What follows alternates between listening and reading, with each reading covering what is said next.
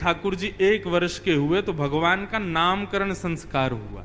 श्री गर्गाचार्य जी महाराज नामकरण करने के लिए आए।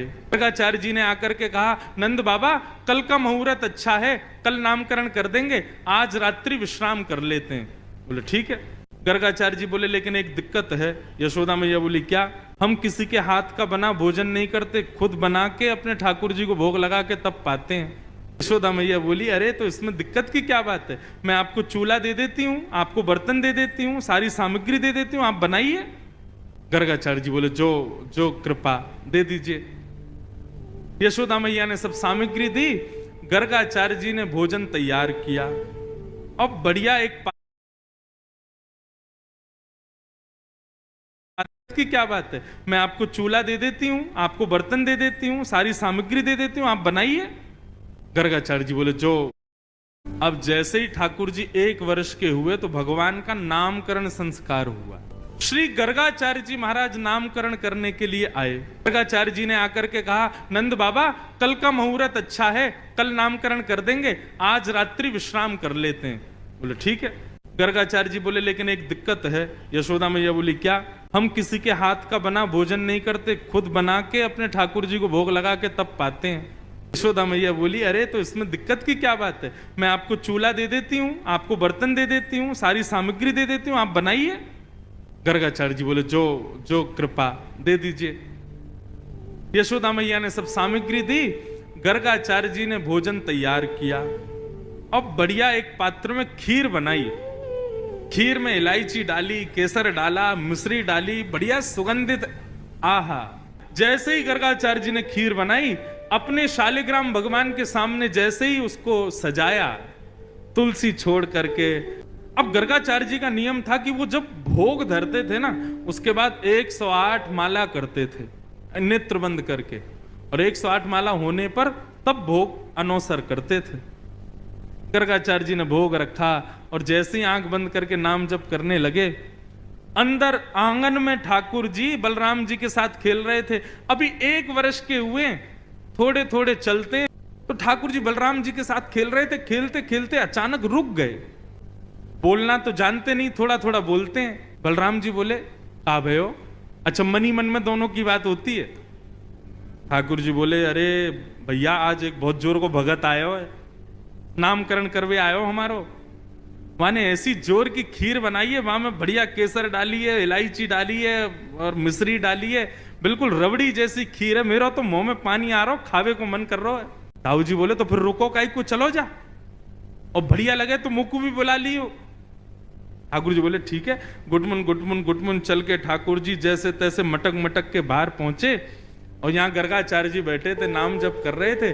आगे उनके शालिग्राम भगवान के सामने खीर रखी थी। ठाकुर जी ने उठाई और गोद में रख करके और बढ़िया प्रेम से पाने लगे। मुंह पे पूरे पे लगा लियो, नाक पे लग गई। छोटे छोटे हाथ हैं ठाकुर जी के, प्रेम से पा रहे हैं। गर्गाचार्य जी के जैसे ही भजन पूर्ण हुआ, माला नीचे रख के जय हो मेरे शालिक। खीर कहां गई? तभी देखा तो थोड़ी दूर पे ही महाराज हाथ पांव सब सने हैं, मुंह पे पूरी खीर गिरी है और नीचे फैली पड़ी है, और ठाकुर जी प्रेम भाव से खीर खा रहे हैं। और जैसे ही गर्गाचार्य जी ने देखा तो हंसने और लगे। 2 दतुइयां दिख रही हैं ठाकुर जी की, अभी 2 ही दांत आए हैं। अरे यशोदा देख, तेरे लाला ने कहा कियो, मेरे ठाकुर जी को भोग झूठो कर दियो सबरो। यशोदा मैया दौड़ी दौड़ी आई, बोले बाबा बाबा बाबा नाराज मत हो, छोटो बालक है, आप क्षमा कर दियो।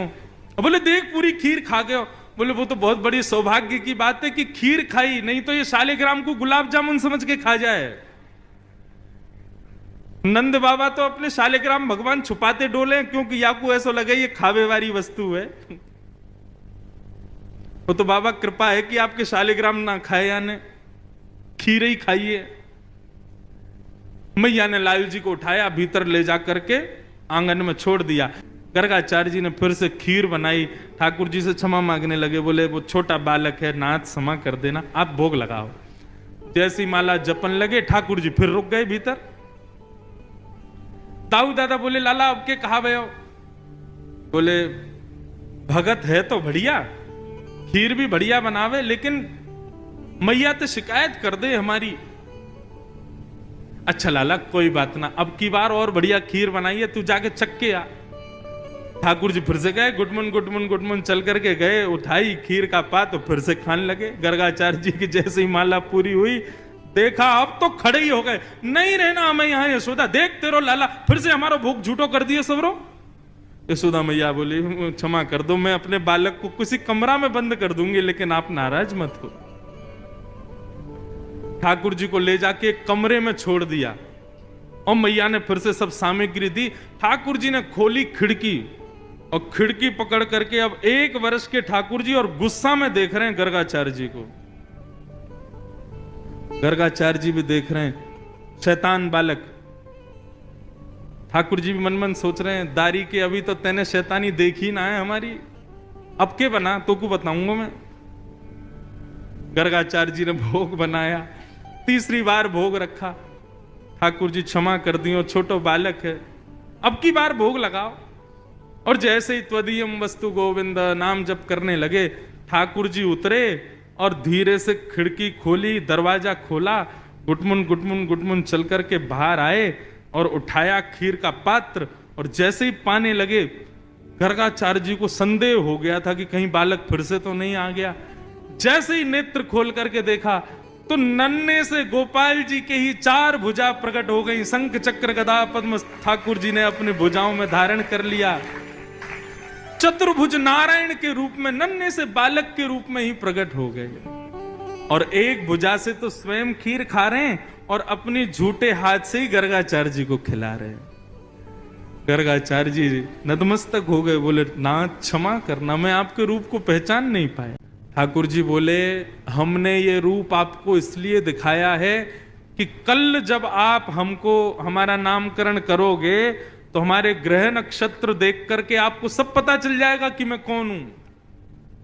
लेकिन ये सच्चाई हमारी मैया को मत बताना कि मैं कौन हूं। आपको छुपाना है कि मैं परमात्मा। मैया अभी मुझसे प्रेम करती है, मुझे दुलार करती है, मुझे बहुत स्नेह देती है। यदि वाकू पतो चल गई कि मैं भगवान हूं तो कहीं मंदिर में दियावेगी मुझको पुजारी जी, या की पूजा करे करो, भगवान है ये, मुझको मंदिर में ना जानो, मैं तो मैया के पास ही रहूंगा।